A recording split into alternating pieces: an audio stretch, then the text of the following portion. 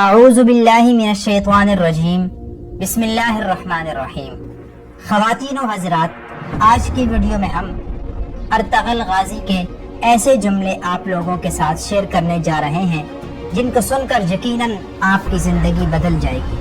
تو چلیے وقت کو بالکل ضائع کیے بغیر ان جملوں کی جانب بڑھتے ہیں۔ اگر تم نے اپنے دشمن کو اپنا وطن ہی نہیں بلکہ ایک پتھر کا ٹکڑا بھی رکھنے دیا تو مصائب تم پر آ پڑیں گے۔ جس کا کوئی خواب نہیں اس کا کوئی مستقبل نہیں۔ ہمارے دشمن کی طاقت ہماری بہادری کی علامت ہے۔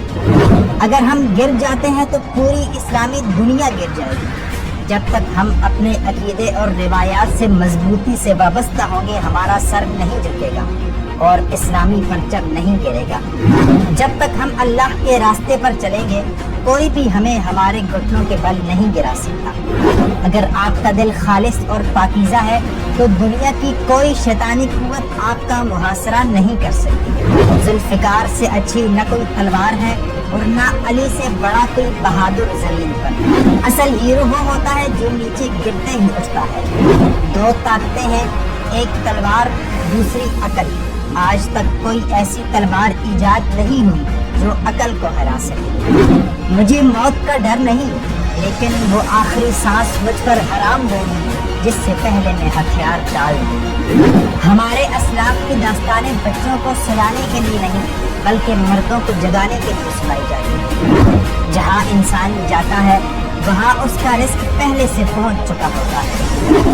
ہم خیانت اور دھوکہ دہی سے کوئی کامیابی حاصل کرنے کے بجائے قوت کو ترجیح دیتے ہیں۔ حق کی راہ پر چلنے والوں کو میرا رب کبھی تنہا نہیں چھوڑتا۔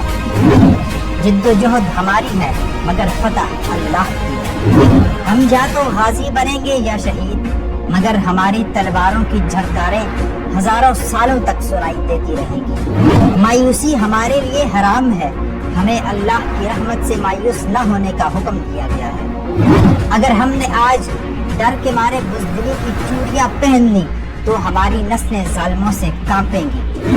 تمام جہان بھی اگر ظالم ہو جائے تو بھی ہم ظلم سے ڈرنے والے نہیں۔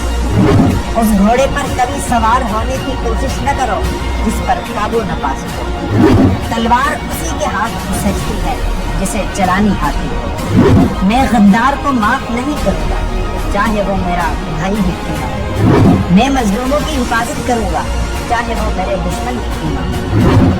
ہمارے دلوں میں کیا ہے ہم اپنے الفاظ اور اپنی موت سے ظاہر کریں گے۔ حق کے راستے میں اگر ساری کائنات بھی تمہارے خلاف ہو تو بھی تم یہ یقین رکھو کہ اللہ تمہارے ساتھ ہے۔